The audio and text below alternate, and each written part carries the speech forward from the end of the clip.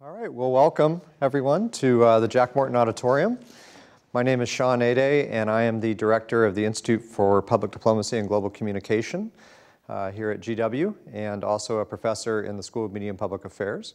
IPDGC, which gets easier to say every time I say it, and the School of Media and Public Affairs are co-sponsoring this event with the Global Women's Institute, which is really taking the lead on this whole 16 days of global activism against gender violence, which is a great program. I'm really happy to see GW participating in it. It's been a wonderful series of events, and we have a really interesting panel today talking about the use of social media and media in general for stopping domestic violence and gender-based violence in general. Frank Sesno, who I'll bring up in just a second, who is the director of the School of Media and Public Affairs, was on CNN yesterday, I guess, on Reliable Sources, and they were talking about, on a panel, about the future of CNN. Frank had a lot of interesting things to say, but one of the things he was saying is that in order for CNN to get back on its footing, it needs to rediscover the art of storytelling, basically, of finding good stories and how to tell them well. That there's a lot of amazing stories out there, particularly now when people's healthcare is at stake, their retirement's at stake, their financial well-being, et cetera. And it's the telling of stories that I think is really important for new media, old media, and all of us in trying to understand gender-based violence and what to do about it. And some of the challenges that we'll be talking about today, for instance, are how journalists can tell these stories without engaging in just sensationalism, by finding human sides to those stories, new ways of telling them, making them compelling. But we're also going to talk about how activists and advocacy organizations are using new media, new apps that you'll hear about today, if you don't know about them already, to not only make communities safer and make social networks safer, but also the interaction between journalism and some of these organizations and new ways, new technologies. So without further ado, I'd like to bring up Frank Sesno, who's the award-winning reporter from CNN and elsewhere. Got to start with Voice of America, and is now, as I said, the director of the School of Media and Public Affairs, and also is involved in a variety of projects, including Planet Forward, which does a lot of interesting programming and other types of work related to climate change, the climate change issue. And Face the Facts, a really great election year program that we had at the School of Media and Public Affairs that was trying to introduce a new fact every day of the campaign to try and stimulate discussion, really sensible, well thought out discussion, which is not always what we see in media coverage of politics. It was a really great program that we had here, and it's still ongoing. So without further ado, Frank. Thank you, Sean. Let me grab that from you. Thanks. Well, thank you very much, Sean and Mary. Thanks to you. And it is indeed a great privilege and pleasure to be here today, and I'm looking forward to the panel's discussion. As Sean mentioned, I have spent my career in media trying to tell stories, but also traveling all over the world, doing all sorts of stories: war stories, political stories, human stories, economic stories. And again and again and again, the focus is on the noisiest thing in the story, that part of the story that goes boom. I see P.J. Crowley here. It's a problem that you suffered from at the State Department for years, standing behind the podium, because our natural inclination, our human inclination, is to focus on those things that go boom, and there are a lot of them. But there are countless numbers of things behind the boom that don't go boom, that are as important as the boom, or that have led to the boom, or are the consequence of the boom. Around the world, we see in conflict that women often are disproportionately the victims of conflict, and they are disproportionately absent from peace negotiations and from governments after a conflict. On the streets and in life, and in many parts of the world, women are absent from the equation altogether. So how you tell those stories, and how new technologies are being brought in to tell those stories, and to actively create an environment where there is less violence against women as a result. That's the subject of the conversation here today. I'm so proud that the George Washington University is part of this discussion and now leading the discussion through its new institute. And I know that these 16 days are an opportunity for us to raise the profile of ourselves, of the events, and of the good work that many people are doing. But the point I like to make to our students is that the work starts right here. The work starts in all of our homes and all of our schools long before you get here. But when you get here as a college student, new opportunities, new challenges, new threats, and new obligations present themselves. Happily, we have students who are leaders, many of them athletes, who are now taking a hand in trying to really weigh in on this topic. And I'd like to share with you a video that has been recently produced. I'm not even sure if it's been publicly released yet. A premiere showing. Take a look at this video produced right here at, by, and for the George Washington University community. Listen up, Colonials, because this message is for everyone. 1 in 3 women around the world will experience abuse at some point in her lifetime. And college women are 4 times more likely to experience abuse than the larger population. These statistics are not okay with me. I use my strength to build women up, not to bring them down. I use these hands for swimming, For rowing. For pitching, not for creating violence. If one woman feels unsafe, it weakens us all. Join us as GW Athletics and the Global Women's Institute help build a community that is safe for strong women like me. Like me. Como yo. Takiakia. Like me. A safe environment is a win for everyone. Be a part of the solution, not the problem. Stop violence against women today. Nicely done. And already I think that video in its own way has gone viral and will go viral as people around the world see it. But how terrific to have our student athletes being the first voice among many to weigh in on that topic through that video. I'd like to introduce our first panelist. And what we're going to do today is I'm going to bring panelists up here, and they'll join me one at a time. We'll have an opportunity to speak with them, and then we'll have an opportunity to have the entire panel engage amongst ourselves and then open it up to the audience for questions that we may have out there as well. The first panelist I'd like to introduce to you is Liriel Higa. Liriel is part of the Half the Sky movement. Half the Sky, you may know, as a multimedia, social media initiative to inspire, educate, and activate fans worldwide. Fans about what? For whom, you might ask? Well, perhaps you have had an opportunity to read or hear about Nick Kristof and Sheryl WuDunn's book, Half the Sky, Turning Oppression into Opportunity for Women Worldwide. It also was a PBS documentary. I had the great opportunity and fortune to interview Sheryl and Nick as part of their book tour when I was fortunate enough to be sitting in for Diane Rehm on the Diane Rehm Show some time ago. So this is a book that I have read, and I've talked to the authors, and I'm really looking forward to the conversation here. The point of the discussion really is the latter part of the title, Turning Oppression into Opportunity for Women Worldwide. And it brings Sheryl and Nick's great passion for women around the globe to the fore and in sharp focus. The PBS documentary of the same name also aired, and as with good PBS documentaries these days, you could see it on television, you could see it on your mobile device, you could see it online through your laptop or your desktop. It's a multimedia experience, and indeed they are trying to do that as well to increase awareness and to increase participation through a genuine worldwide community. Liriel is a Princeton University graduate with a degree from the Woodrow Wilson School, and she also has been a reporter herself at Congressional Quarterly. We'll bring Liriel up in a minute, but first, take a look at a little clip and a little bit about Half the Sky.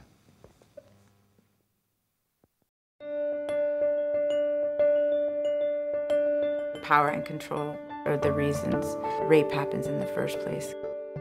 At least 1 in every 3 women have been beaten, coerced into sex, or otherwise abused in their lifetime. Domestic violence, child marriages, acid attacks, rape. Violence against women is regrettably a global epidemic. But even in the toughest places, there are extraordinary women who are in the forefront of trying to bring about positive change. Domestic violence rates and sexual predation in post-conflict countries like Sierra Leone are among the worst. We want to see a Sierra Leone where women and girls are empowered to equally contribute free from violence, whether it's physical, whether it's sexual. The Rainbow Centers themselves have been a big accomplishment by providing women and girls with free psychosocial support, medical treatment, and legal advocacy. We're giving women social empowerment. Men and women are starting to talk about the issues. It is an abuse. We need awareness programs, community actions, legal rights. These are crimes against human beings. They are crimes, and they need to be addressed. I know we're starting to make an impact.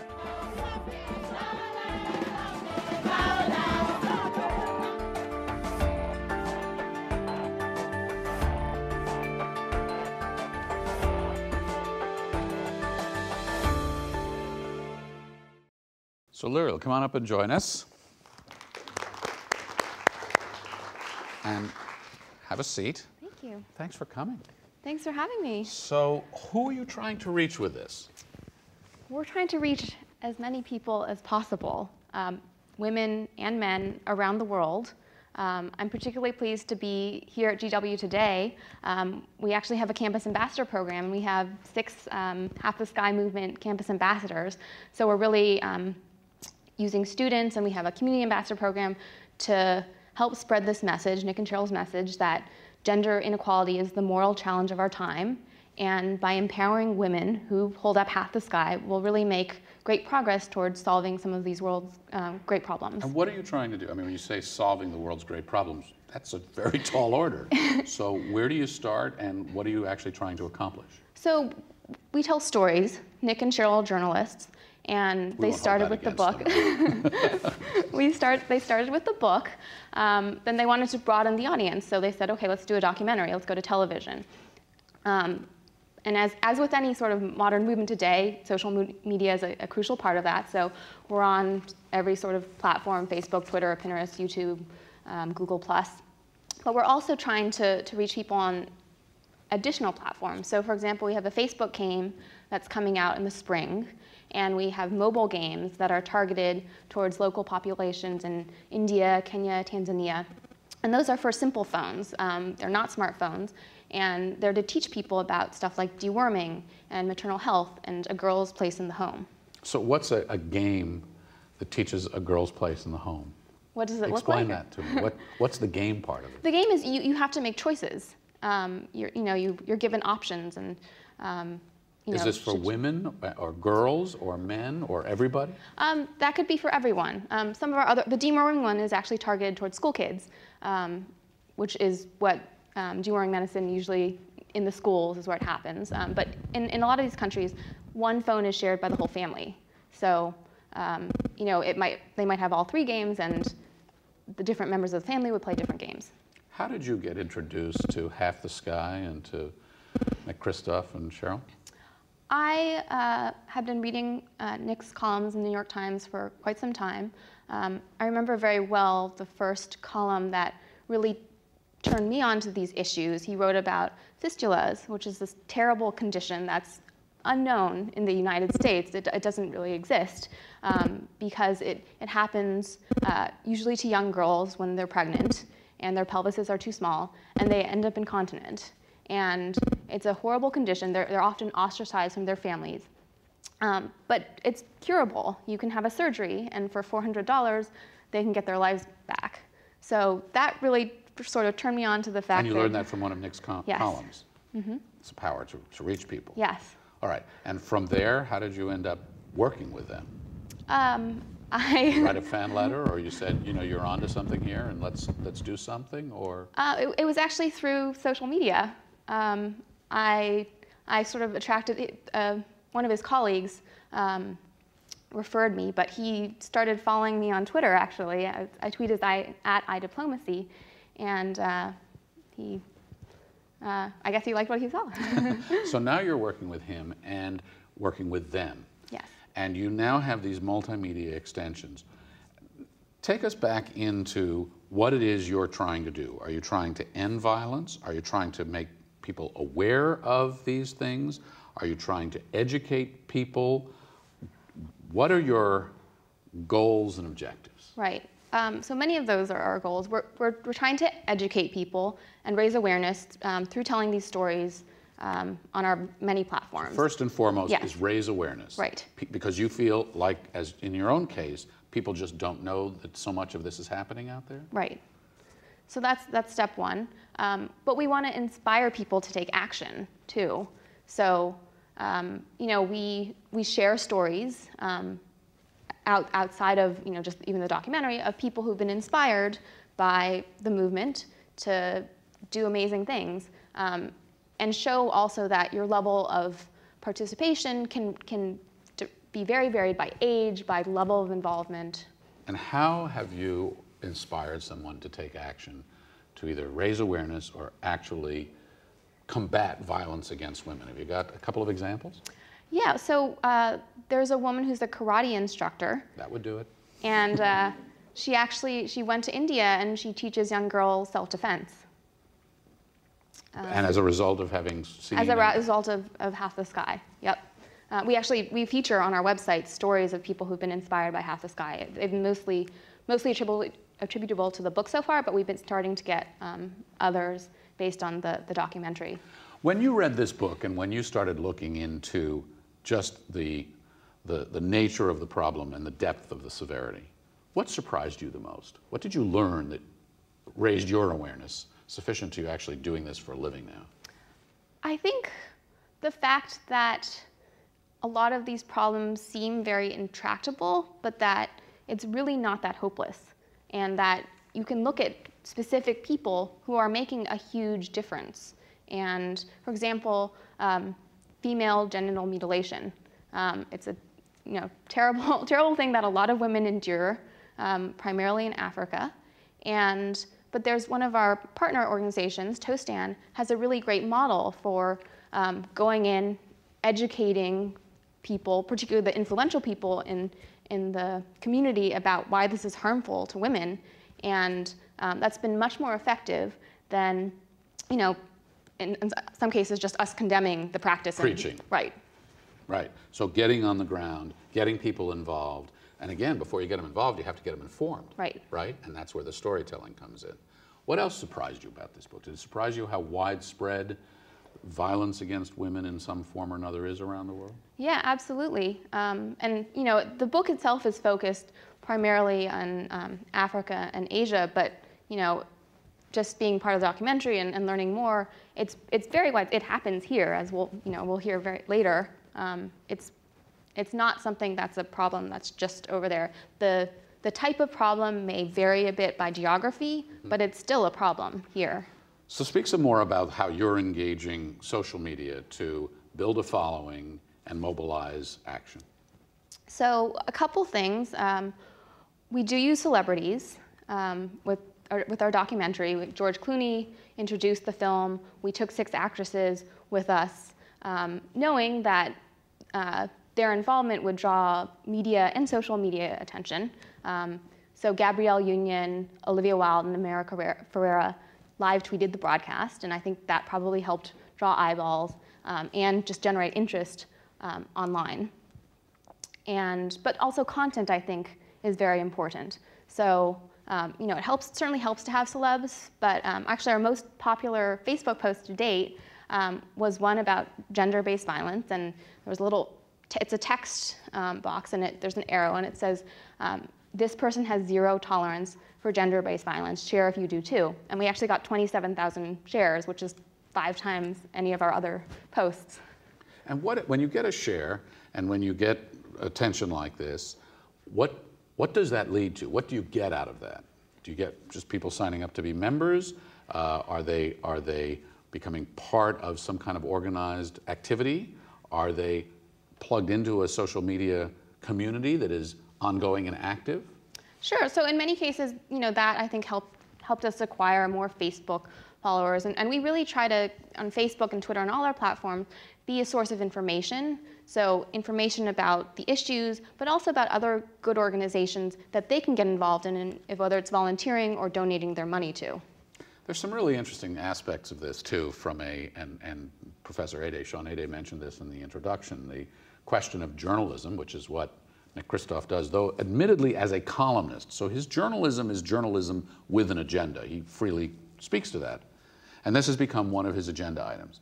But one of the interesting things in the documentary is he actually conducts a telephone conversation with an alleged rapist, who is then apprehended.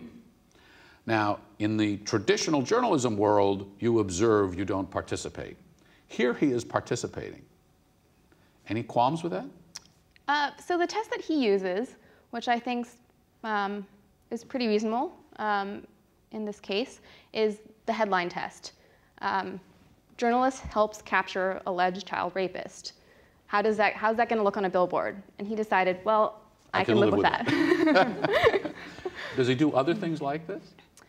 You know, when he was in Cambodia before, he bought a couple of sex slaves and freed them.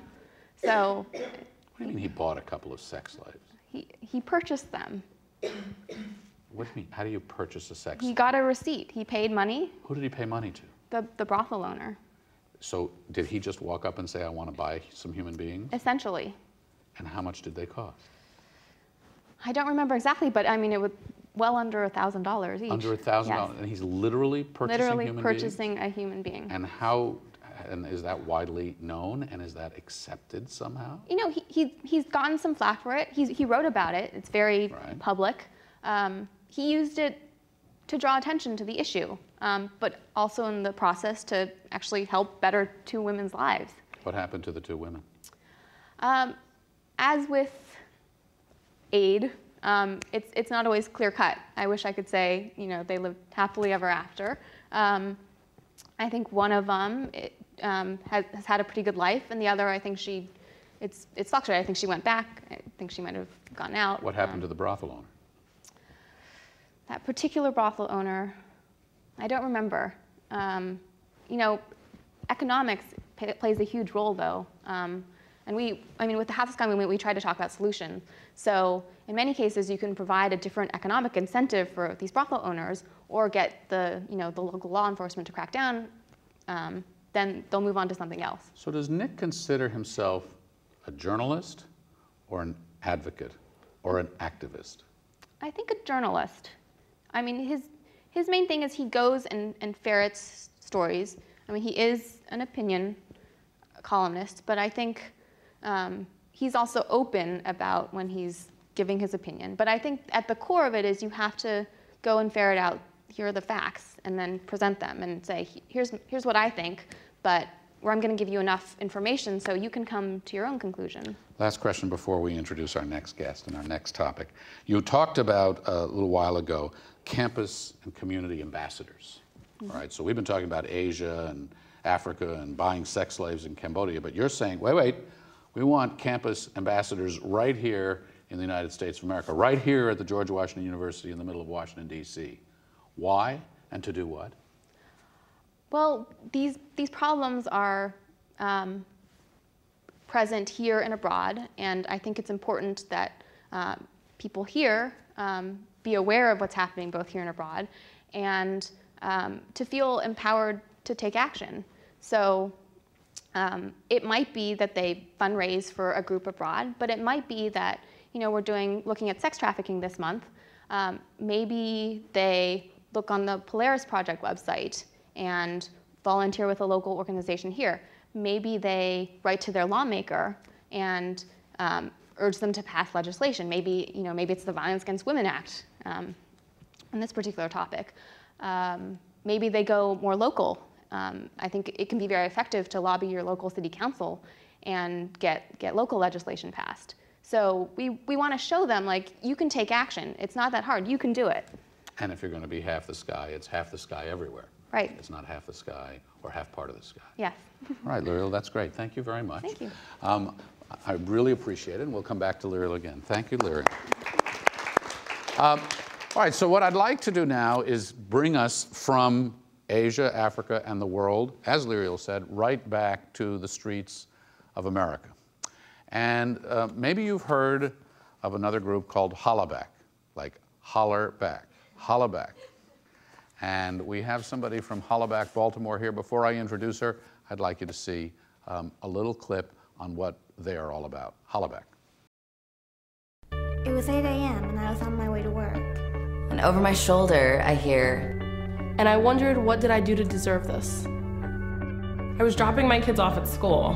Then I felt him. Was it something I was wearing? I was walking my dog, and then I felt him. Why is it always me? Why does this always happen to me? And then I remembered I'm not alone. I remembered I don't have to walk on anymore. I remembered I could Hollaback. I remembered I can Hollaback. Then I remembered I could totally Hollaback. If street harassment is okay, then groping is okay. And if groping is okay, then beating is okay. And if beating's okay, then rape is okay. And violence against women simply isn't okay. We're ending violence against women one Hollaback at a time. Join the movement by hauling back and donating at ihollaback.org.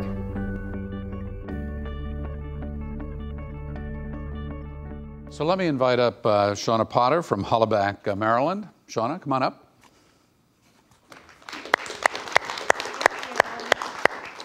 Join me. Thank you very much. How are you? I'm excellent. How are you? I'm great. So that's a pretty compelling video. Why, thank you. I had nothing to do with it, but I'll take the credit. You will? What are you saying? How bad is it? If you see a video like that, you get a sense of how pervasive this problem can be, how humiliating it can be for people, and how people, when they connect with others, maybe don't feel quite as alone. But give it some dimension. How prevalent is it? I'd love to, if I can grab this box over here and cue up the first slide. That's pretty good, right? That kind of gives an example of what street harassment really is. Sounds like. There's a lot of confusion that street harassment is a compliment or that women are overreacting, but it absolutely is on the spectrum of gender-based violence. These are actual quotes from our website, pictures that people posted. Happening on the street in this country, in Baltimore, where you are. Absolutely. This is actually about a mile from my home, something that a trans woman, a friend of mine, experienced. And this is something that a very young girl heard or submitted to us. So it's a big deal.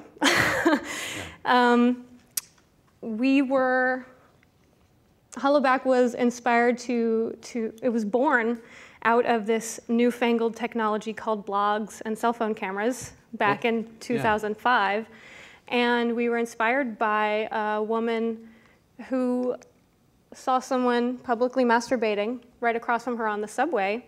She took a picture with her cell phone camera, which was probably very new to her at the time in 2005. And she took it in order to share it with the police, thinking maybe this will lead to an arrest. They didn't file a report. They didn't care. The police didn't care? They had other things to worry about, I guess. So she instead posted the photo on Flickr, the photo sharing website, and it went viral, as they say. Imagine that, yes. Yeah, and it sparked a citywide discussion about street harassment and what it is and what it isn't. And so Emily May, our executive director, along with a group of friends, realized they could do this themselves, and they started their own blog, and they started sharing their own stories, their own photos. And then they just got inundated with people around the world saying, this is a problem in my town too. It's not just New York. So it's turned into a global movement. Let's see. So now Hollaback is that storytelling element, along with the cell phone cameras to take photos of your harasser, which is perfectly legal in the US, most states as far as I know. Definitely in Baltimore, because I do it. But stop for a minute. So you tell people it's perfectly legal. What does that mean? Because can you just take a picture of somebody and say, I accuse this person of whatever? Well, what is your obligation as the picture taker? Street harassment is sexual harassment in a public space, right? So there's no school principal or boss at work, HR department, that you can report it to. And again, most often, authority figures like police officers have other things to worry about.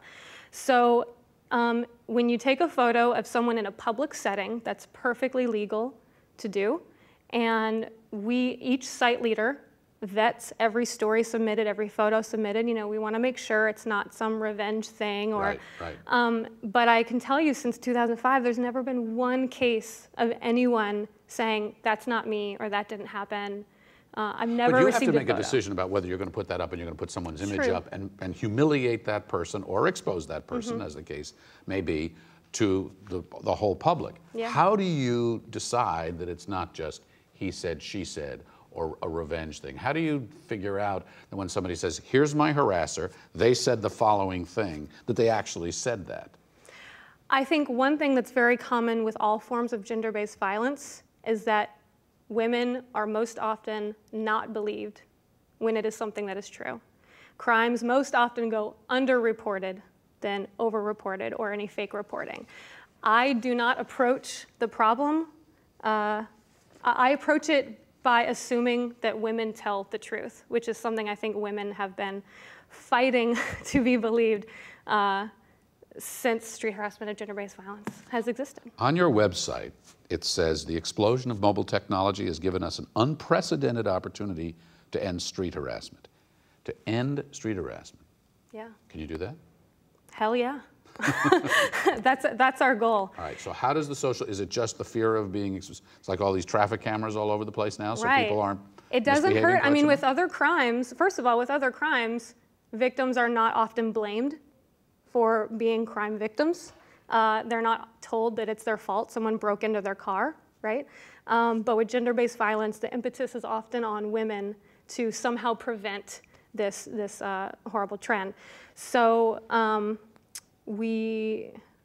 sorry, I lost track. Tell me one more time what you wanted to ask. Ending street violence through social media. Yeah, so if we can actually get more women and LGBTQ folks' stories to the forefront, you know, without any kind of, you know, without knowing what color they are, how old they are, how they were dressed that day, just the facts of the story, just what happened. If we can hear that from them and start raising awareness that this issue isn't about a misunderstood compliment, that it actually is serious, it's on the spectrum of gender-based violence, you start raising awareness, you start garnering support, you start education programs, PSAs, and now we're about to do something in New York City. We're starting this. We'll see how it goes. Hollaback is going to relaunch our free phone apps in New York City, partnering with the New York City government so that people can report their instances of street harassment and file a report with the government. To explain how that'll work, something would happen on the street, then what happens? You're there, then you have your phone, you what use happens? the app, you punch Right. a few buttons, you let them know what's going on, and an official report is filed. And so data starts being collected, and eventually we reach a tipping point where people can't just say, oh, it's just a couple women overreacting. You can see, no, it's a real issue, and it happens all the time. Would you talk some more about what you mean by storytelling? Sure. I mean,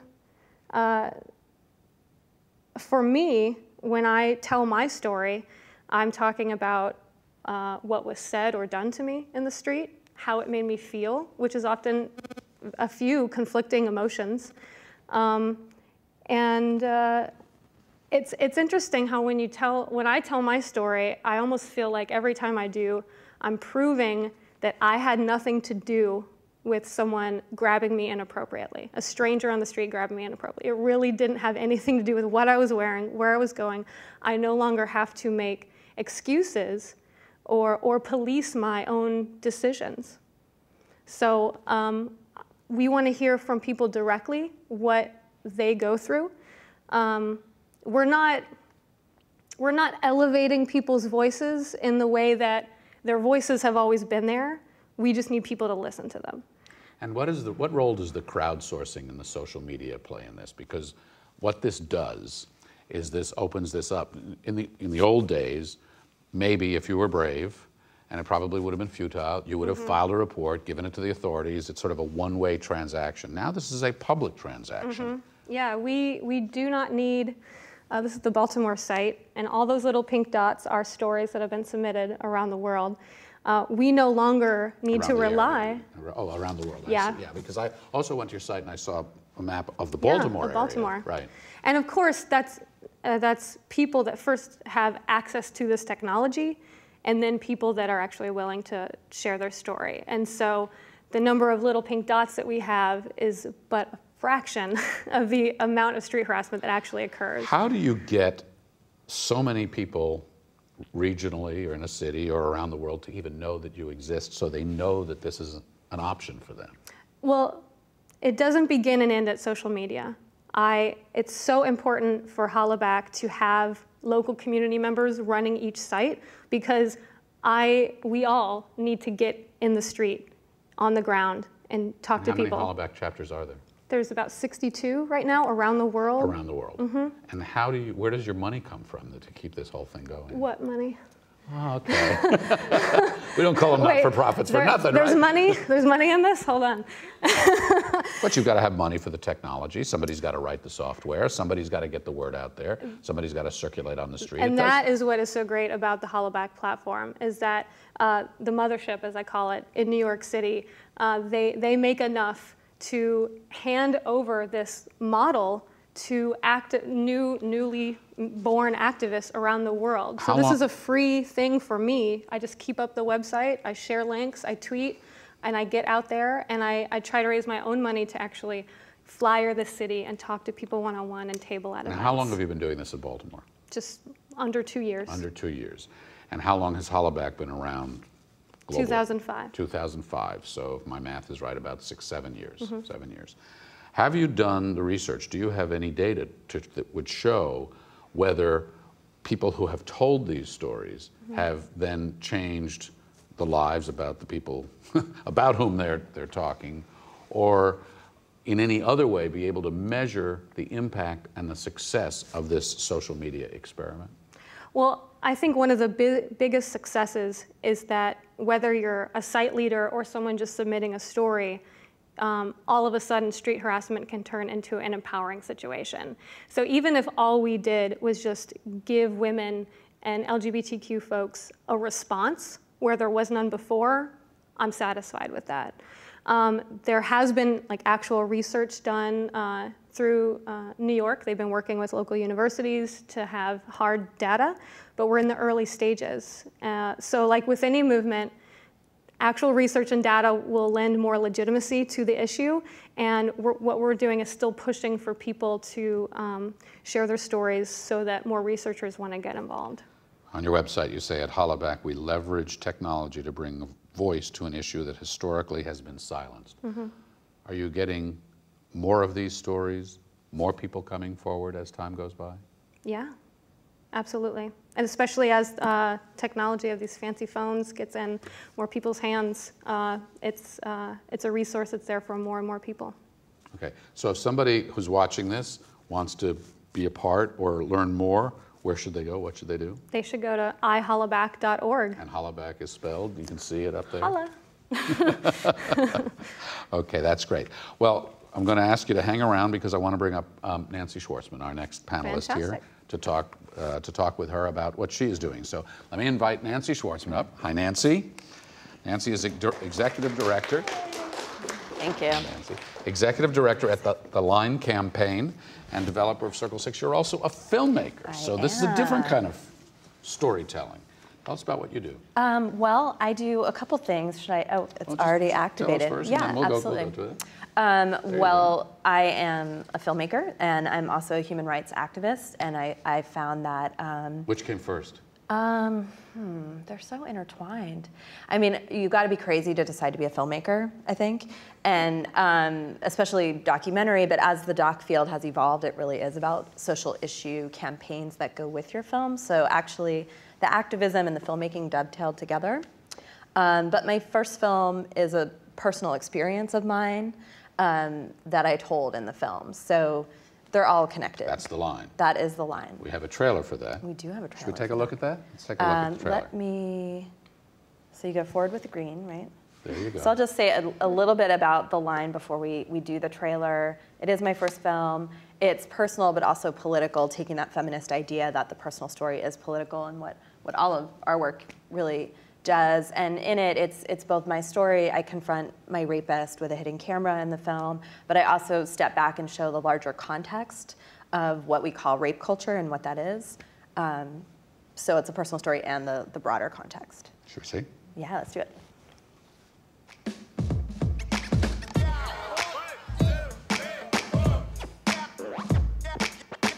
We raise women to survive in a rape culture. The jury system permits a rape-prone society. If you have done anything that makes you something less than a perfect victim, you're doomed.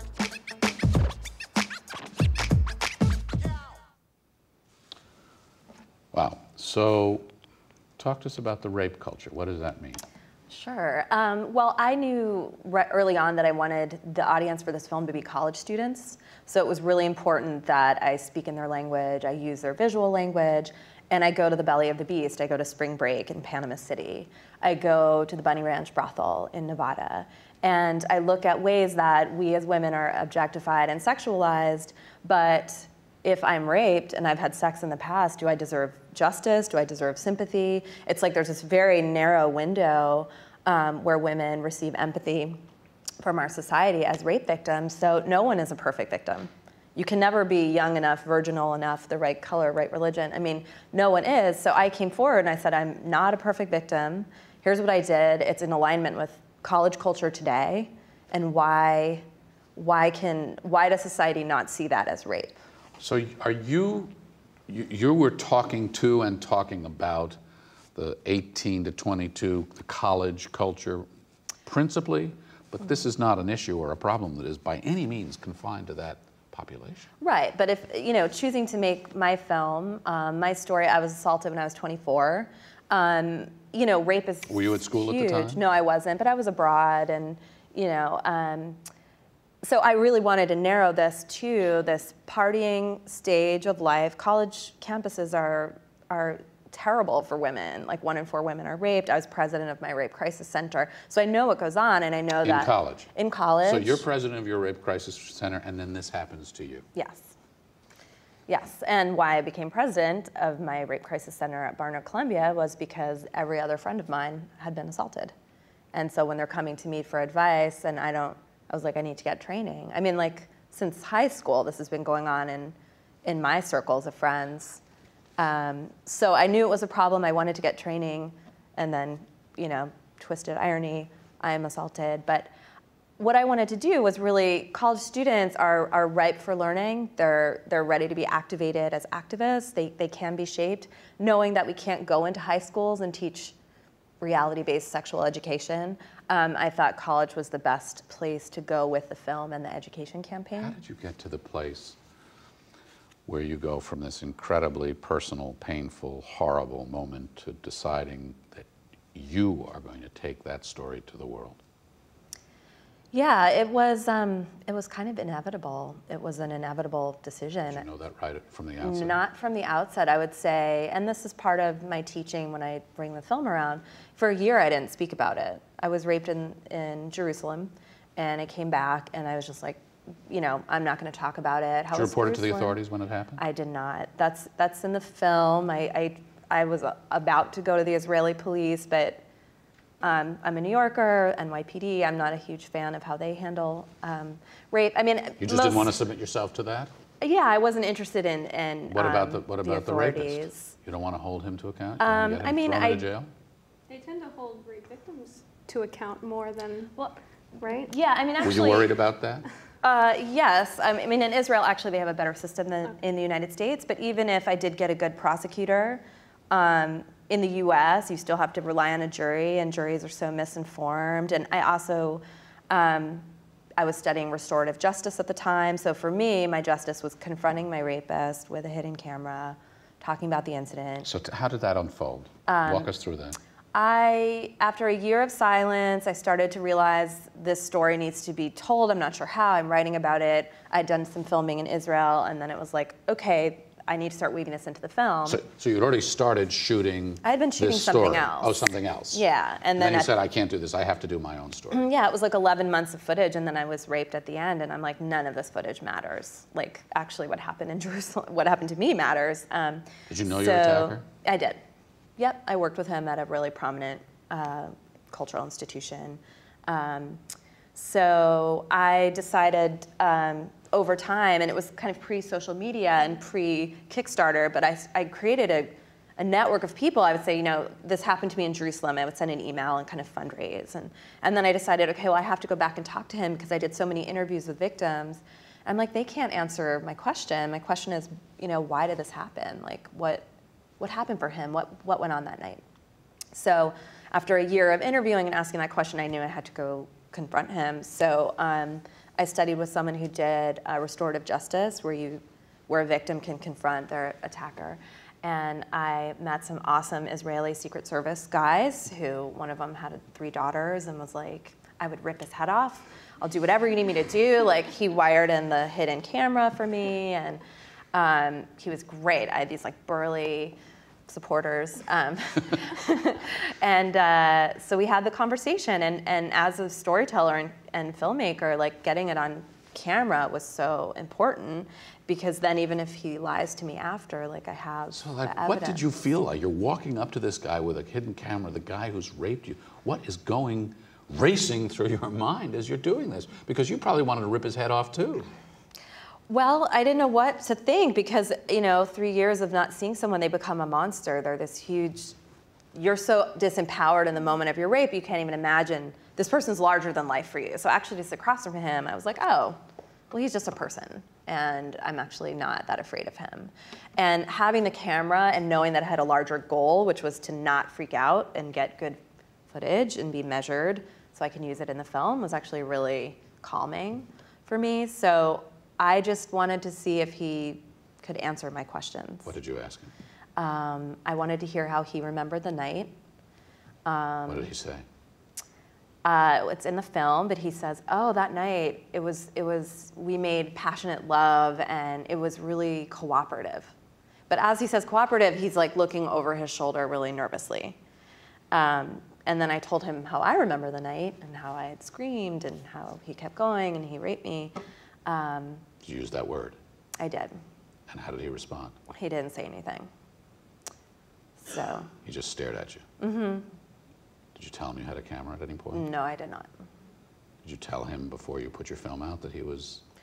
I did not. I premiered the film in Israel, actually. And my deal with myself and him was, if I go on television in Israel, I will tell him, because it's a small country and everyone would see. But also I block out his identity in the film. Why? Because that's, you know, that's the balance I struck with myself. Do I have to tell him? No. Do I reveal his identity? I don't think that's necessary. But also, it's not just about him. It's about the behavior. He could be anyone. That's the thing. Has he seen the film? I don't know. Have you heard from him again? I haven't, but I'm all over the internet, so he could easily find the film and watch it, and if he... Will you go back and talk to him again? I don't think so. I don't think so. I think I'm done talking to him. What do you think of this kind of storytelling? It's very powerful. I think it's a great way to draw people's attention. I'm really eager to see it. I want to ask you one other question before I bring up our last guest. I don't think you can have this conversation and not ask it, and I'd ask it at the risk of all 3 of you and everybody here blasting straight out of their chairs. Mm-hmm. In the just recently concluded political campaign, Mm-hmm. with all the discussion about women's issues and women's rights, and this remarkable comment about legitimate rape, Mm-hmm. how do you process something like that with your own experience and your own perspective? And what does that say about what still needs to be taught, conveyed, or beaten into the heads of so many people? Well, I could sort of segue, because I want to make sure people see the Circle of 6 app. So we can go from Todd Akin to our wonderful Vice President, Joe Biden, who, for every Todd Akin, I mean, we have an administration 4 years ago and now that actually cares about the health and safety of women, and that's so obvious about their policies and how Vice President Biden says rape is rape. Rape is rape if you're here, rape is rape, you know, it's just no bullshit. So for Todd Akin aside, knowing that we have an administration that put out, should I go to the video? Mm-hmm. Put out the, we're just gonna zip through here. Oh, the apps against. We'll come back to that. Okay. Should I show the video for the app? Is that what we're gonna do? We'll come back to the app. Why don't you show your Circle of, whatever you want to show on Circle of 6. Okay. So we can start this.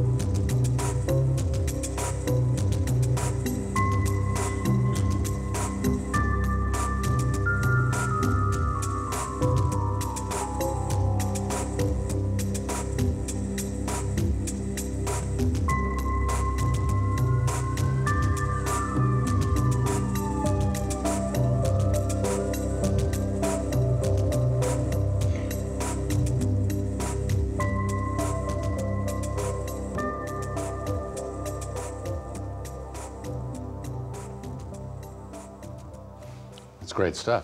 So tell us about it. Thank you. So basically, last year, Vice President Biden and the Chief Technology Officer put out a challenge for engineers and human rights activists to create an app that prevents violence against women, especially for the college demographic. So someone tweeted me and said, "Oh my God, this has your name on it," and I was like, "Oh, I don't know how to make an app. I'm a filmmaker. What are you talking about?" But then it hit me. I was like, "Well, no, my God, well, I have to do this." So we built a really, really small team, and again, for no money, with a passion. We got some money later, but it was a very passionate project. We launched the Circle of Six app, and in less than a year, we've had over 45,000 downloads. 26 countries have downloaded us. It's on my phone too, just so you know. Yay. I have it. Hollaback.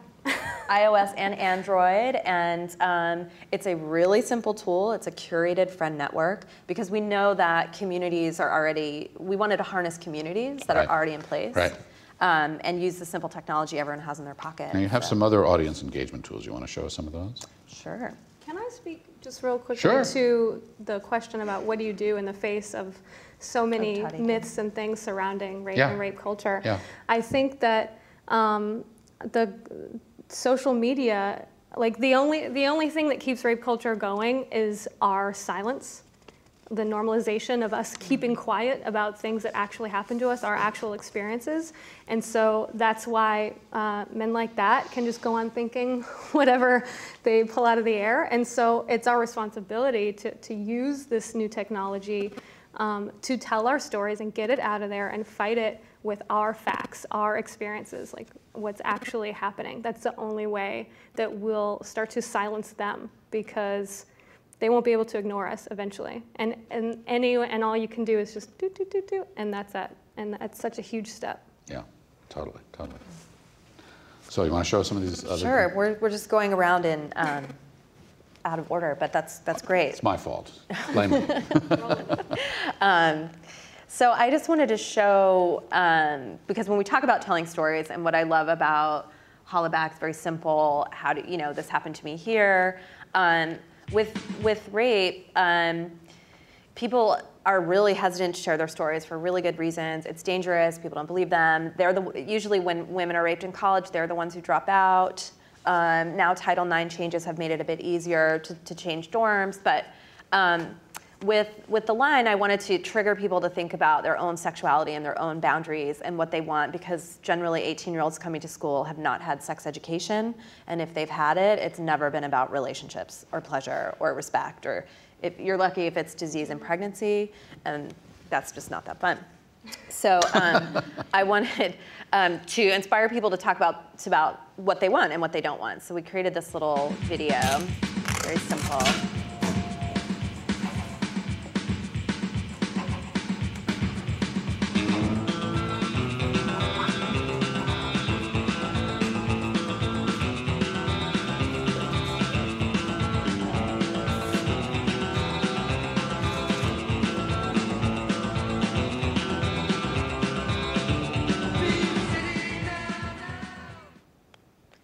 And we just started in-person screenings, getting people to tell us, my line is my right. Men, oh, as a man, I didn't know I was allowed to have a line. My body is my gift, my voice is my weapon. I'm not afraid to use either.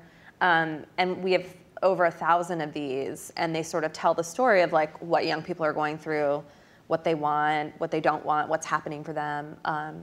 So it's this sort of anecdotal tool to get people talking about their sexuality. But I feel like if you're comfortable enough to assert what you want, then it's easier to say what you don't want. And it makes it easier to fight that gray area of rape where it's like coercion versus like the classic dark alley kind of attack, you know?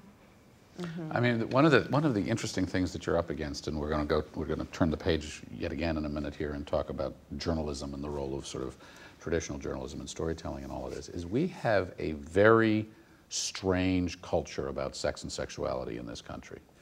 We are the place of the First Amendment and choice and permissiveness, but we're puritanical and oddball at the same time. I've never quite been able to figure out the whole Janet Jackson thing that happened years ago, that we are going to be that horrified and shocked by a breast on television. And having children in school and working with young people all the time, our complete obsession with sex and sexuality. Go into any top-ranked hotel, and they make a lot of money off their adult films. But we're not supposed to talk about any of it. So we have this, I mean, when you get right down to what is it that we're storytelling about, and where is the line about, you know, in here in terms of what we're comfortable talking about and not, it becomes a very confused situation in this country, and maybe everywhere, but more so here, I think, than in many other places. Less so than in others, obviously, but more so than in many. I was in San Francisco at a conference, and I wanted to get a condom. And I turned on the TV, there was porn everywhere, right? It's a huge thing. It's San Francisco, opened the drawer, I had the Bible, and I called, it's San Francisco, Freedom City of the United States, and I said, you know, do you all have condoms? And the concierge said, this is a hotel, not a brothel, and slammed the phone down. And I thought, you're providing porn. Like, I'm actually trying to be responsible. I'm trying to be responsible about my sexuality, and you just shamed me on the phone as a concierge. Well, but it's also, but what a peculiar thing to equate a condom with a brothel. If you think about that, and it's a great right? reason to go to a hotel is to have sex. Well, but by the way, you can call down and get a toothbrush. Right. All right. And I can't press the button. I will tell you one thing, and then I want to bring bring Caroline up here. I was at CNN, and I was doing our Sunday talk shows in the 80s into the 90s. I was White House correspondent when Ronald Reagan was president and to George Bush. And this was when AIDS was exploding as a problem. And it took years for Ronald Reagan to acknowledge that we even had an AIDS crisis. They had appointed and gotten confirmed a very conservative Surgeon General by the name of C. Everett Koop. And Koop made a transition in the midst of this public health crisis that this was going to be less about sexuality and more about public health. And we had him on the show, and it was the first time and he started talking about safe sex and the use of condoms in sex. I promise you, it's the first time I ever heard the word condom on the air. I mean, that was the leap we made at that time. That's how revolutionary that was. When you think about that and, you know, where we are now, but we have a very long way to go still, it seems to me, which is why the three of you are here, and now the four, talking about these. So, the four. Let's have Caroline D'Angelo up. Caroline, thank you very much, and thank you, Nancy, for your courage and your storytelling and all the great things you have done, because that's what it takes. So Caroline, you're at the Pulitzer Center on crisis reporting. I am. And you focus at the Pulitzer Center on what? On social media. So I'm the social media editor there. And the Pulitzer Center, for those of you that don't know, we kind of straddle traditional journalism and sort of new journalism. And we work to promote and fund international journalism. So we're really concerned about the sort of quick news that's out there now and the lack of funding to promote in-depth reporting. So our tagline is that we cover uncovered stories. And so we go around the world and we do that. So as part of that, we cover maternal mortality and violence against women and all these stories that don't get told here, but they also don't get told abroad. Is it a special challenge to cover stories about violence against women? Yes, so we have a couple of content gateways, and one is called Women, Children, Crisis. So that covers both violence against women and then some other issues. And then we also have HIV/AIDS as a gateway, and maternal mortality and water and sanitation. To that end, to that point, violence against women comes in many forms and shapes and intents. Would you talk about the range? Yeah, well, I think our panelists would know very well about that too. But for us, we have a couple of different things that we focus on. One of our most successful projects to date is Too Young to Wed. And it's Stephanie Sinclair. She did an 8-year project where she went around the world documenting child marriage. So children as young as 5 getting married. As young as 5? As young as 5. And that's in the video that you can see on our website. Too Young to Wed is the project name. So, you know, that is something that's on this violence spectrum. You know, these kids who obviously have no facilities to make that decision, and it's made for them. And so, you know, they don't know what they're getting into, and there's rape involved in that, and abuse, and this kind of culture of we can form our women by marrying them young and bringing them up as we want them to be. So this is one of the great photographs from the film. I love this photograph. It's actually above my desk, which is great. And she fled her husband and actually got a divorce, which was really great in Yemen. So that's one of the elements on the spectrum that we do.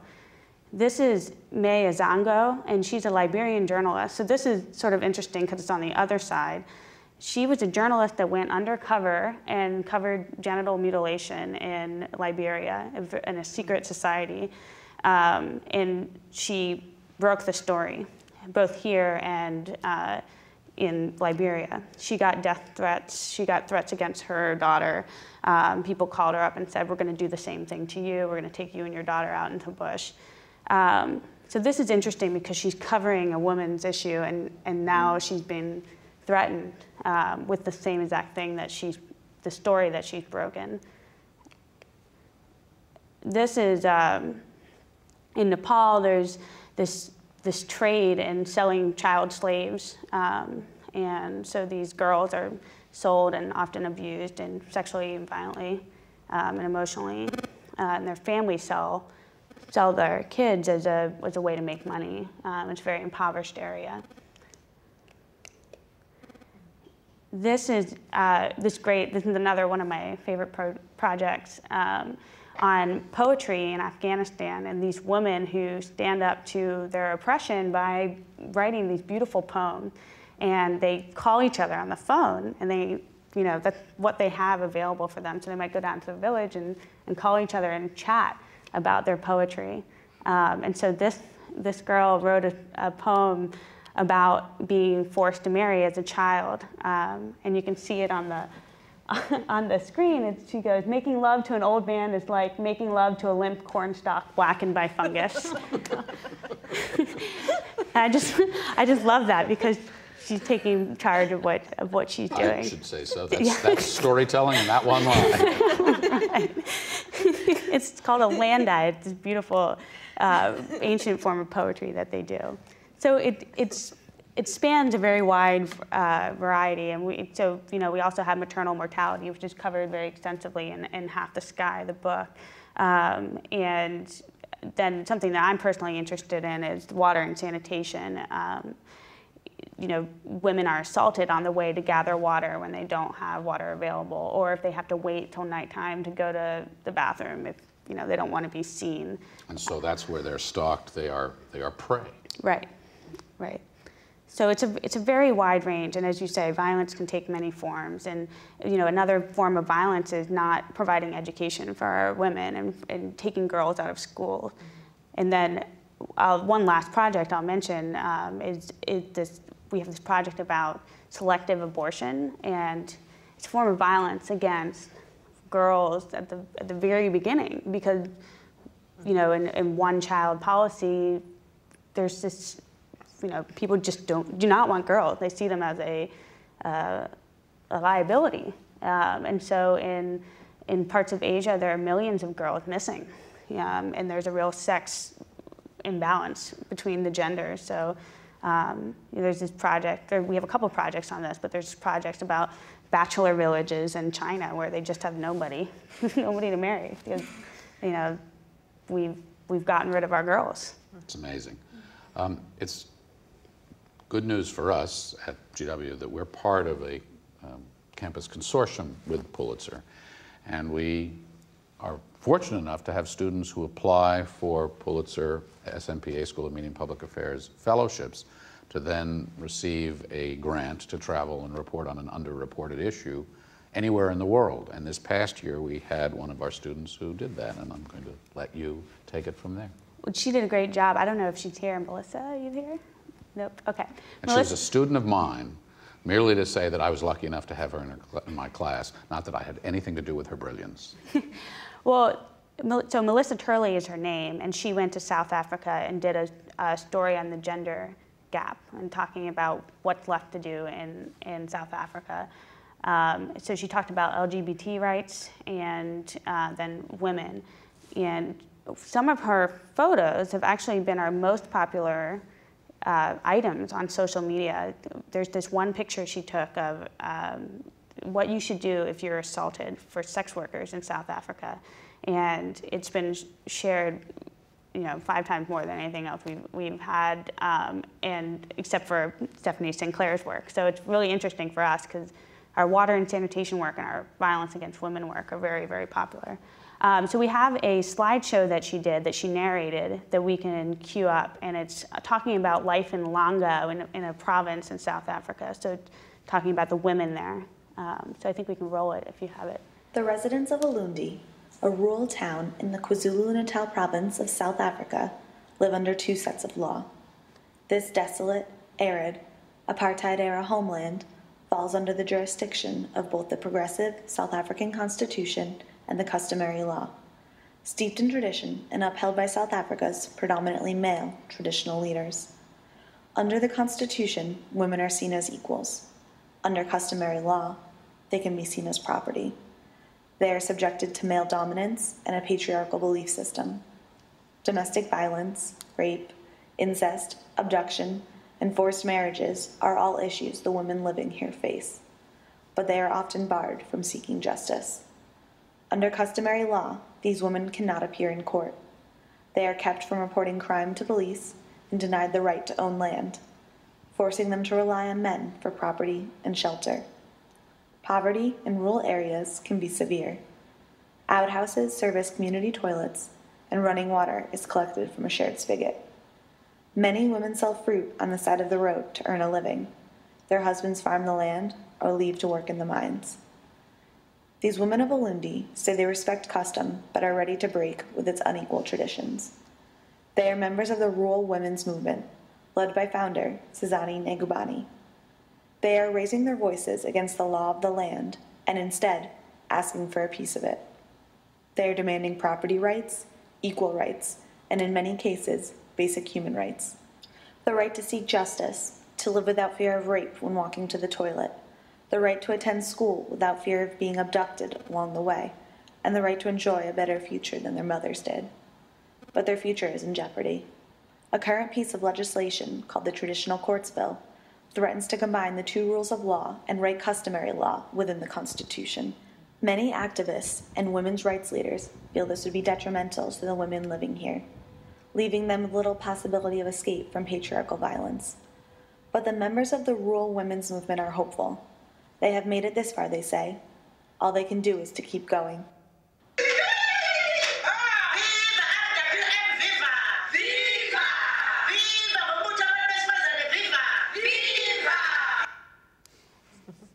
So this is the great thing about working with college campuses, is that these students get to go and cover issues that they are either really interested in or they want to learn more about. And so Melissa did a great job, and I encourage you to read her stuff on our website. So what I'd like to do now is open up to some discussion with all 4 of you for a few minutes, and then for anybody in the audience who might have a question, invite you to the microphone. And I want to start with this. You've all talked about telling stories to address, raise the awareness about, try to stop violence against women. Neither storytelling nor violence against women, sadly, are new. We are storytellers as a species. We've done it since we could carve on the wall of a cave. What makes you think that the tools that we have now, or the message that we have to tell, is any different or more compelling than it's ever been, and that you can actually make a difference and stop some of these terrible things we've heard about? Liriel, anybody? These Go ahead. problems are not new. Like Problems you said, are not new. Problems are not new. They've been here forever. But the solutions are. Never before have we had the technology where we can actually harness millions of people so quickly and build movements so quickly and make such a huge impact. You know, just imagine a petition on change.org going around Facebook with all your friends. By, you know, a week's end, they have 1 million signatures, and then they send that to someone in power that can actually make a difference on paper to help people. Like, it's incredible. Right. We have the ability to reach a far greater audience now. You know, we don't have to just preach to the choir of people who agree with us that this is an issue. We can get our content out to many more people. And, you know, whether it's through a Facebook game or through a petition, and, you know, you might be friends with someone who, on Facebook, on Twitter, whomever, who doesn't see this as a big problem, but, you know, it's not that they're anti.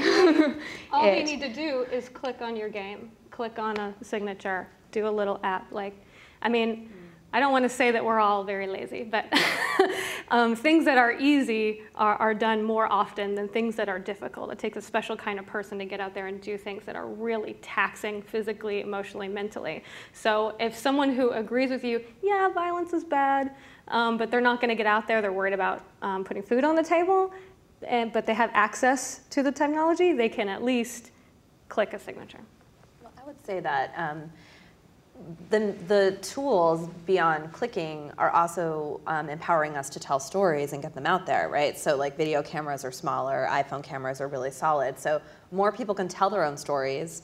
Now the news media is relying on social media to get some of the stories. Like the playing field is a little more balanced about who gets to tell stories. And the other piece that I think is changing about now that's different is that men are getting involved in ending gender-based violence. Men are realizing that this is an issue. That's kind of seems to be happening more and more these days, because we can tell our stories all we want. We can get people to sign signatures, but generally the root of violence against women and boys is often most likely men. So I think that kind of education is happening a bit more, and that's sort of where I think most of the focus needs to go. I mean, that's my opinion. You know, I mean, we all need to be doing it. It's a huge issue. But I think if anything seems to be changing vis-a-vis the landscape, it's that more men are getting involved and more people are realizing that we need their involvement to end the problem. I think that the beauty of social media is that you can take your crowdsourced stories and then you can go into classrooms and you can have, you know, you tell your story, and it makes it more real than if they read it in a textbook. And I think that's something that's really powerful now. The question really is there something about social media that is truly revolutionary in all of this, or is it merely evolutionary in the way we tell stories, right? When the telegraph was invented, when the radio came along, when the television came along, they were great accelerants in the way we told stories. They made those stories available to more people, but the fundamental relationship of the storyteller to the storytelling recipient was, you know, you were the storyteller and you were the audience. Arguably, you've got people connecting, and Clay Shirky argues this, right, that people come together at totally different levels now. But I'm wondering if you feel that this is, from your perspective, from your issue, something that's really going to make a difference, or whether it's merely another level up in a storytelling evolution that we've had since we first invented the pen. It's the next level up. I think until we get the little chips in our brain where I can put my story in everyone's mind immediately, then this is it. This is the best chance we have right now. And I think we could probably all agree that Arab Spring was pretty revolutionary. Occupy movement. Show me where this is stopping violence against women. Explain to us how you believe social media can not just raise awareness, but go that next important step to stopping it. Well, I mean, to parse it out, like an app, Circle of Six, was created, and Circle of Six is a harm reduction tool, and Circle of Six is getting to people through social media. That's part of, we use mainstream media and social media to learn about it. People download it, and then there's a harm reduction component that it's stopping sexual assault, right? I mean, I think more and more people stepping up and something becoming a thing, like Half the Sky, like Hollaback, like movements, more people see it on social media, join the movement. More people are impacted.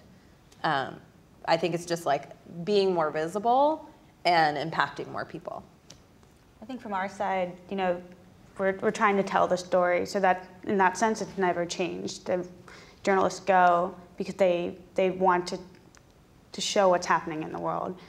And so that won't change no matter what media it's on. But the power of social media is that we can now reach more people with those stories.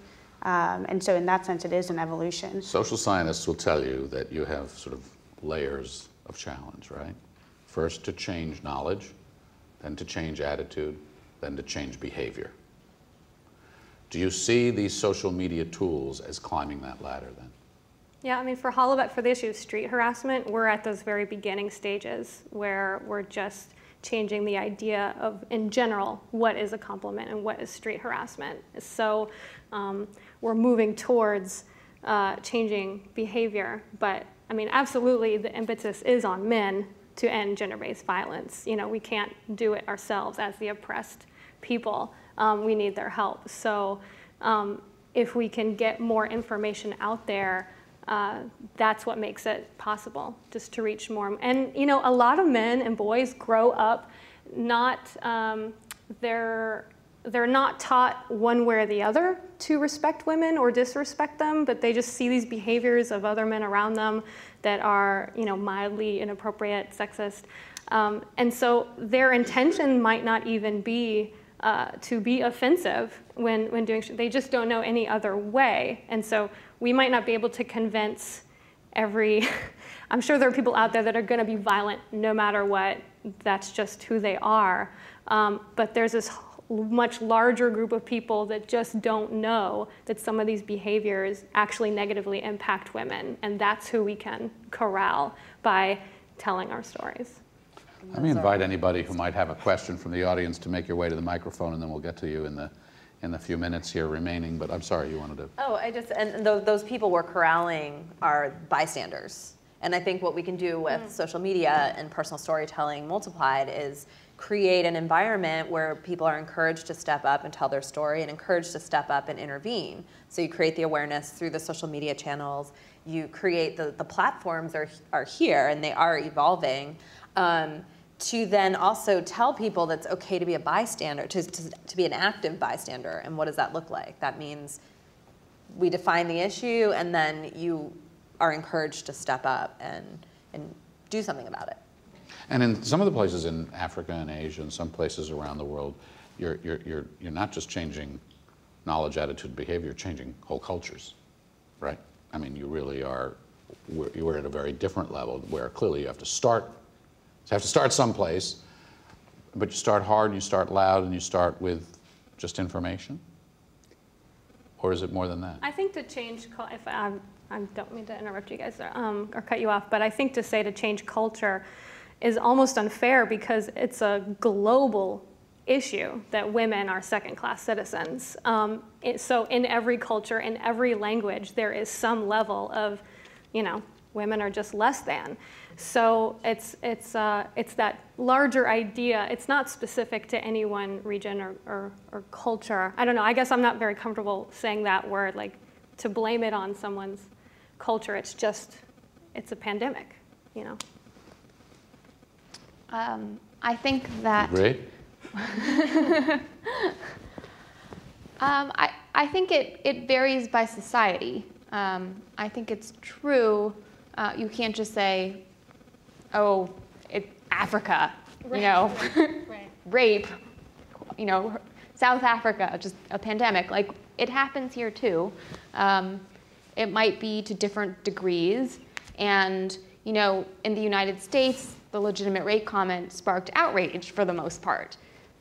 In another country, you might not get that same outrage. I think it's a good sign that in the US that we had that reaction. I think that sort of shows that there are different levels and you need to work within the different societies based on what you're starting with. Let's take a question here in a few minutes. Hi, thank you for being here. My name's Angela. I'm a rape crisis counselor. I'm also faculty and staff here at GW. I teach a class in human sexuality. And something that we talk about a lot is how as women we're taught not to get raped as opposed to anyone else to not rape. And I'm wondering, even in terms of media coverage about violence against women, how you know, the headline will often read, "A woman was raped," as opposed to "someone raped someone." I guess I'm just curious to hear what you feel your or our role is in terms of educating around language, both amongst the media, similar to what GLAAD does for the LGBT community, but also, I don't know, like how do we change the language that's being used to kind of reframe the issue to not be about women's responsibility to not become a victim, as opposed to everyone's responsibility to help prevent these incidents from occurring? Great question. I think that's something that is the responsibility of the media, and I don't think that it's a big enough conversation yet. You know, we've talked in the Pulitzer Center about how we cover that, and we had a journalist named Gina Moore who worked with some people in Africa, and we were talking about what type of language do we use when we're talking about victims, and you know, how do we appropriately tell their story, and how do we make sure that they're safe? You know, we're not capitalizing on something that could put them in danger. And so I don't think there's any, you know, I think we're still struggling with that as an organization. I mean, there was the journalist from CNN who was raped, and her name is escaping me, in Egypt. Yeah. CBS. People were horrible about what happened to her. They, you know, were blaming her, and I think, you know, that's interesting because it's a member of the media, and it's other media going after their own. So I think we still have a long way to go. There's, I did a screening with someone from the Poynter Center, and I know they look closely at language. And, you know, New York Times reporter about the 13-year-old girl who was gang raped. 11 by 13 plus men, you know. And there was a big outcry when he said, neighbor said she dressed provocatively and she looked older, and only kind of interviewing the mothers of the perpetrators and really like maligning a little girl, because he simply was pretty ignorant about how to report on rape and who else you need to talk to. You don't talk to the victim's friend, you know, it's not building a case for a better victim. It's like, well, who, you know, and so I try and call it out in classrooms too, like, you know, man has sex with passed out woman. You're like, well, that's not sex, that's rape if someone's passed out, you know, and, you know, New York Post and Daily News covers are just like awful every other day. So I know the Poynter Center does stuff, but if there's other organizations you all know about that we should be lobbying.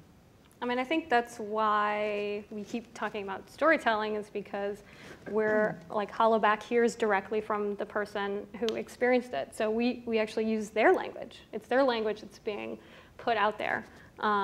And we don't have to rely on hearing the harasser's point of view or wondering how he thinks his flirting went, you know?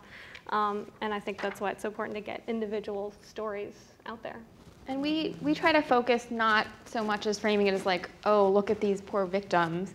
When we did our segment on Cambodia, and we looked at Somali mom who herself was trafficked as a young girl, and who's helped rescue and rehabilitate many girls. You know, they each have their own song, and they sing their song, and it's their story, and that's how they're able to draw strength from others. And you know, it shows like they're much more than just a victim. They can become, a lot of them are forces of change in their communities, and they go out and they educate, you know, men, they teach about sex, they have a radio show, and they talk about these issues, and they have the knowledge, and they're really powerful forces. Another question. Thank you, Frank. Congratulations, and the Global Women Institute. I'd like to see more men here in this kind of events, but and my question is related. I come from a small country in Ecuador, in Latin America, so I have a wife, I have a sister, I have a mother, and I have some friends, and the realities are the same everywhere. This is a problem that happens in all the countries. So my question is, there would be 1% of women maybe that will not agree with all of you on your campaigns, but 99% will be with you on all these initiatives. what's the position from your experience of men, of your projects, ideas, and goals? Because the other side of the equation is that they must realize, I don't know the way. Is it a defensive way? It's a radical way. It's an engaging way to know, because I will never feel how it feels to have these experiences, but I know what it looks like. So on your experiences, what's the reaction of men? I'll just say that men have been like my greatest allies and advocates in all my work, and it was always very, very important to engage men in this conversation. And Men Can Stop Rape was an organization founded like almost 15 years ago in DC. They were early people that I went to with my film, because I thought, again, with me confronting my rapist, I can talk to victims nonstop, but really like I have to go to the source. And Men Can Stop Rape were the first to be like, we are the source. Men are the source of most violence, right? So we need to do that. So I love their education model, going in middle schools, high schools, men engaging men on the issue. The people I use in my trailer are two phenomenal men. One is an attorney, the other is an NFL quarterback. And our vice president is a man. I got a lot of flack for my film from women, a lot, far more than from men. Because they're like, whoa, you're putting a story about your rape and you're saying that you had, sex before. I got a lot of stuff about talking to prostitutes. You can't show them unless you show them as victims. And I said, well, they're professionals and they're actually knowledgeable about sex, so I'm gonna, treat them as savvy individuals. So for me in my work, it's always been super, super important to engage men, make sure that my tools are useful for them, that they can bring it into their communities. Hear from the young men I talk to are as confused as young women. They have no idea. They're like, well, on TV, the masculinity structure says I'm supposed to be this huge butch guy and I never have questions. I know how to do everything. Like if I ask a girl what she wants, that means I don't know. Right. I'm like, well, of course you don't know, because every woman is different. It's just because your your prior girlfriend like that doesn't mean this one does, So just talking really, I think the more we can be frank and honest about how we're all in this together, and none of us got good sex education, like we're all confused and muddling through that stuff together, and also using language and an approach to engage men that's not intimidating, that's not like, you're the problem, because really men are the solution. So I think just having the door open for male participation is really key. It's huge. I've found in my work that men want to know, how do I flirt with someone without being a street harasser? And which seems like such a basic thing, but they're dying to know, because they want to flirt with people they're attracted to. And I can lay out like key simple things that are on the website, like this is how you avoid looking like the creepy guy.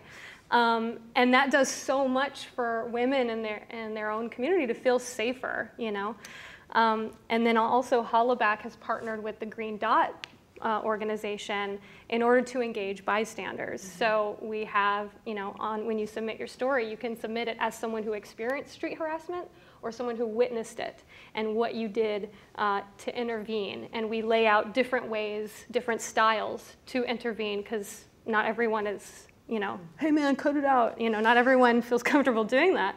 So there's different ways to go about it for every kind of personality. And we encourage that. We encourage, everyone to sort of take part and let society know, dude, that's just not cool. Let's take these next two questions. Thank you all for the panel discussions and the wonderful work that you do.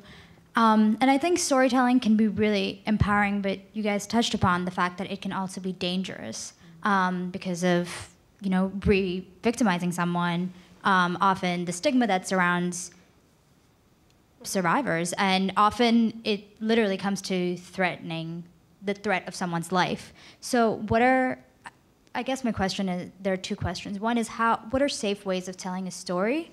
And secondly, sort of connected, is how do you help tell someone else's story without making them less human, or rather just making it a story rather than personal life and then moving forward from that? Caroline? Well, I think our journalists spend a lot of time in the field trying to get the story in a way that is respectful to the source. And if you don't do that, then you have to question the validity of the story. So I think good journalists really take that time to be with the person that they're sourcing from. It's a difficult thing to know when to publish names, for example. And after Malala was assaulted, we actually withdrew a name from one of our Tumblr posts of another activist in Pakistan because we were concerned about her safety. So, it's not something that I think is always cut and dry. I think it's something that you have to kind of go situation by situation as to what details you publish and and where, and that's something that the victim, has to have a say in. If they want to publish their name, that's great, and if they don't, that's great too. So I think that's something that it's part of gathering the story, and then what's on the editorial side is deciding, is this safe? Nancy? I think it's, I love what you said about how valid is a story if the subject is harmed, because I think documentary film is getting more and more blurred with reality television. Yep. And I think doc filmmakers and they get rewarded. Like, unethical doc filmmaking is like now getting rewarded. So it's more about, no, it's the film and I had to tell the story, and like the subject signed the consent form, and I think people it's very slippery now, and ethics are not where they should be, I think, in the American documentary and reality TV perspective. But I think telling your own story and what feels safe is really, I think, empowering the person or whoever just to make that decision themselves, and maybe helping walk through some of what could happen is a useful thing to do as well. Thank you guys for coming. Your work is really inspiring. My question requires a little bit of background. So I myself am obviously a woman and a journalism student here, and I'm writing a senior seminar code right now. It's an ethical code. And I've been doing a lot of research into actually reporters that have been sexually abused or assaulted.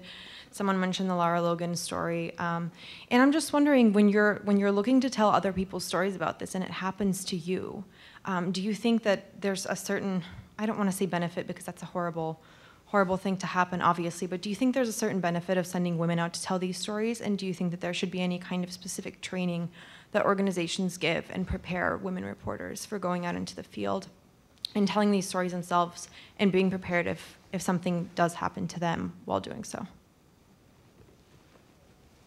I think you guys are might be the experts on that journalism side. I think it would be great to have training. I think, just like you were saying, sometimes people just have no idea like what the appropriate language is or what the appropriate behavior is. And I think we do have training. The Pointer.org has training, and there are lots of different journalism organizations that do training around different facets of either ethics or literally how-tos, and how do you use social media, and where can you find data? And I think that would be a great training. Nancy, when you told the story about yourself and confronted your attacker, did you have any concerns for your safety as a result of having done that?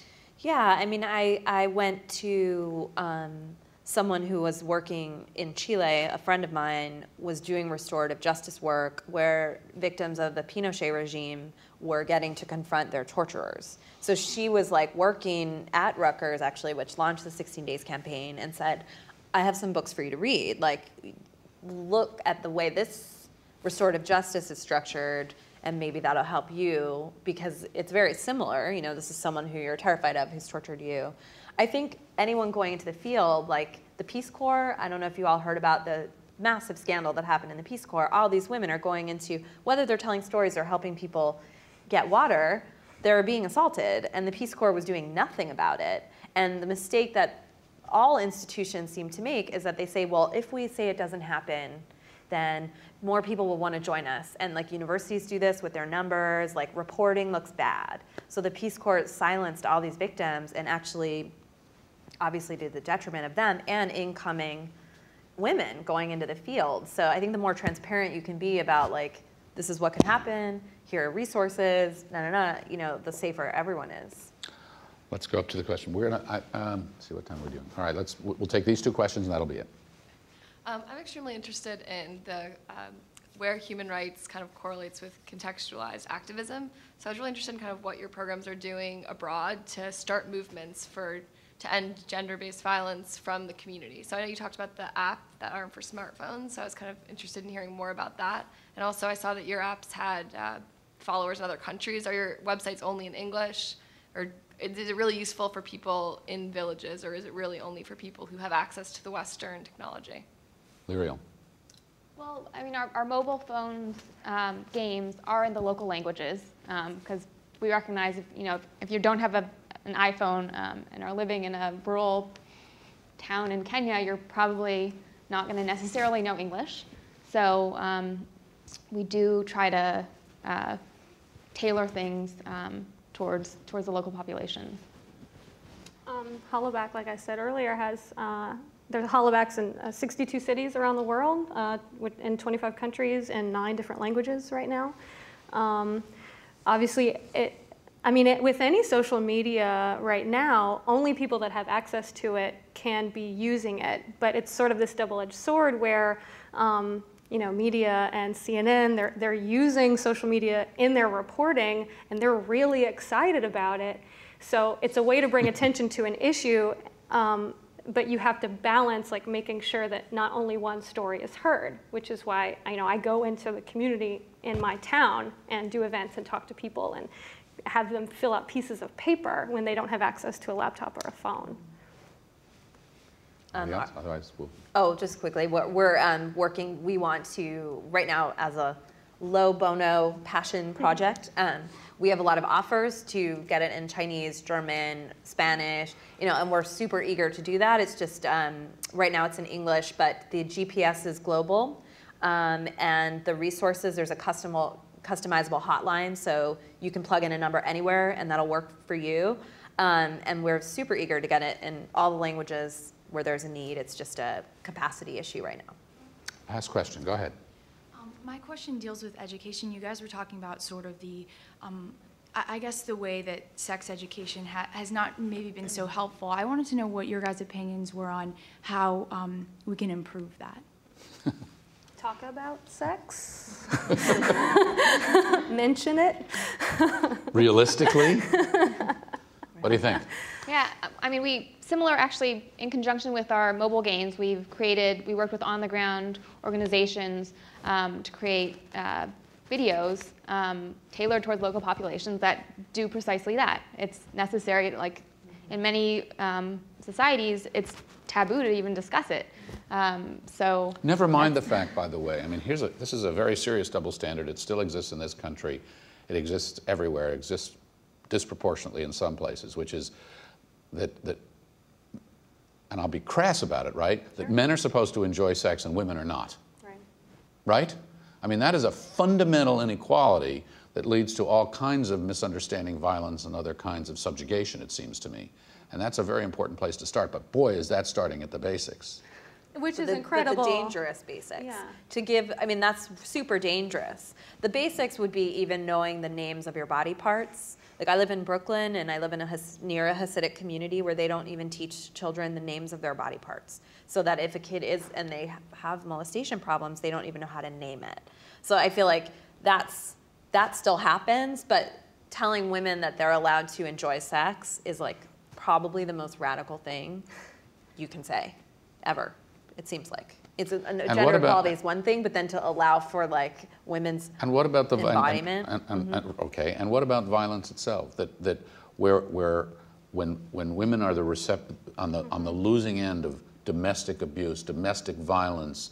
This is not just about sex. This is about a whole range of types of violence against women. That reporting it, having recourse through legal action, this is not something that is even remotely universally accepted and implemented. So how do you address that? Well, I think one of the things you can do is educate yourself by reading. I'm biased. Read our stuff. But if you're a savvy news consumer, if you're actively going after the stories that should be told. You're learning what you're becoming an engaged citizen, and engaged citizens are really important.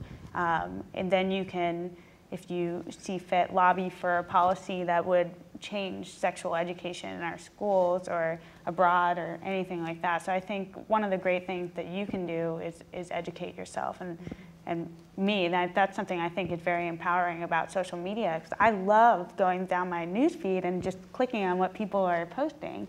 And and like these organizations, you can go and see what they're posting, and that's something that allows me to be an engaged citizen.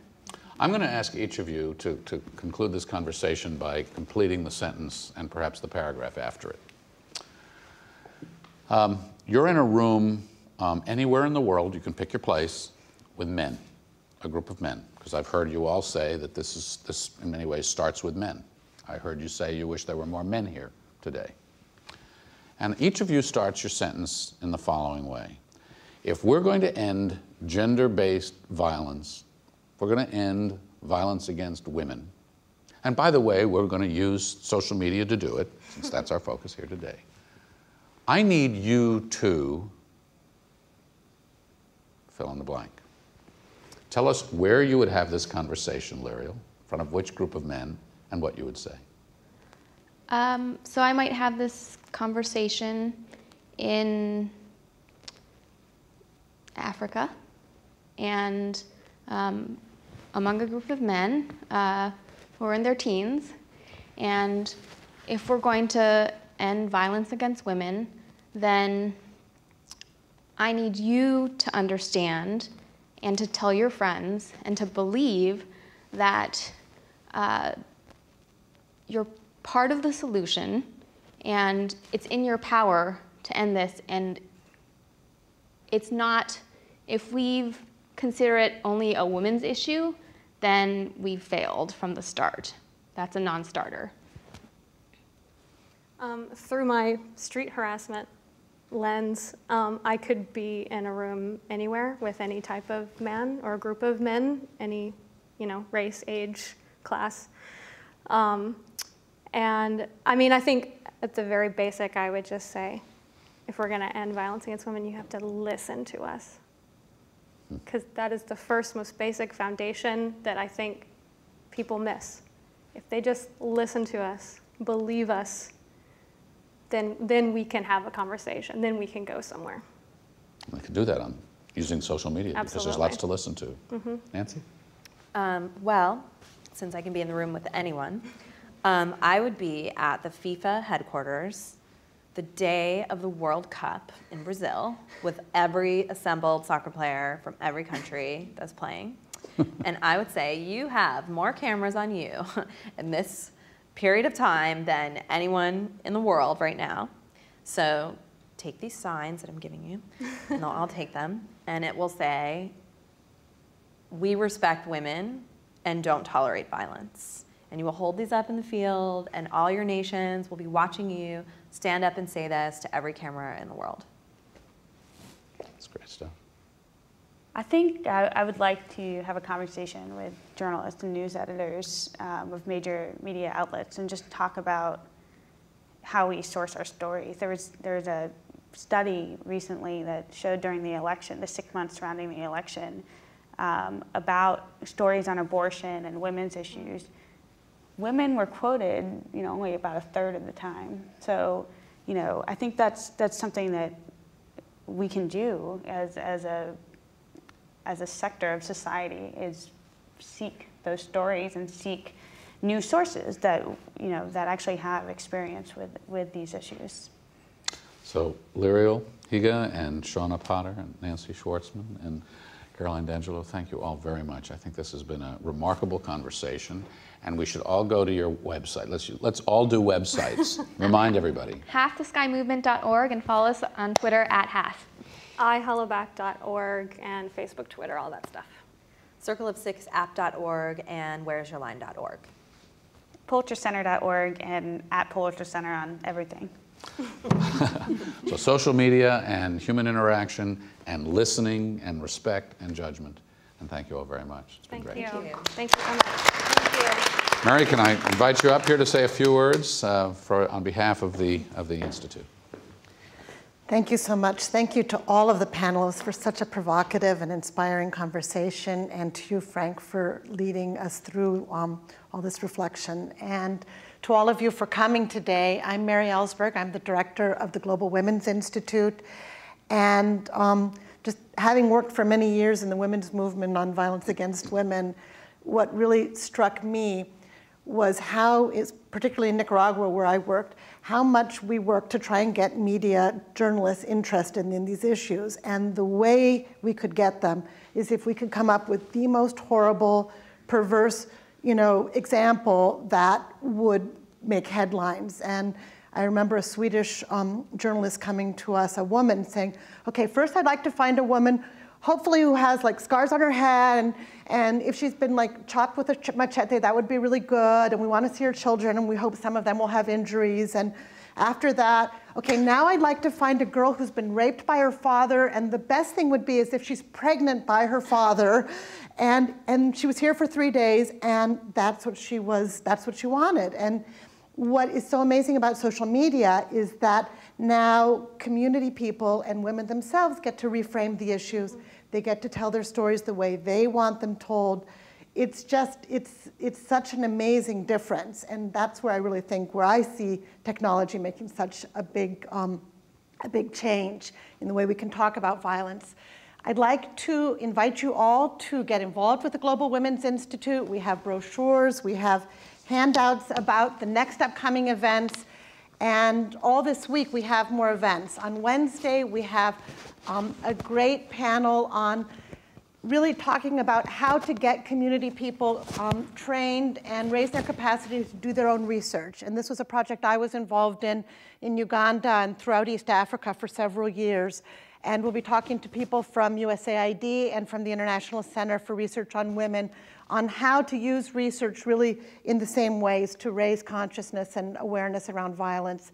And then on Thursday, we also have an exciting panel with Neil Irvin, the executive director of Men Can Stop Rape, also with Ann Warner from the International Center for Research on Women, and a student, and Lucy Lorman, who is a Teen Up advisor and a GW student, as well as Tara Pereira, who will be talking about the sexual assault policy at GW and how that came about. And there the issue is looking at violence against girls around the globe and looking at two issues that we don't often pair together, which is child marriage and dating violence. And when you think about it, what it really is, it's the way that different cultures mistreat girls. And here we don't force them to get married at the age of 12, but young girls are at tremendous risk of sexual violence. So we'll be looking at those two issues together and then hearing about really great programs both here and abroad to address the issues. So really hope you'll look us up. We are also on Facebook. We have a website, and we are going to start tweeting very soon. So thank you again, all of you, and hope to see you again at our next events.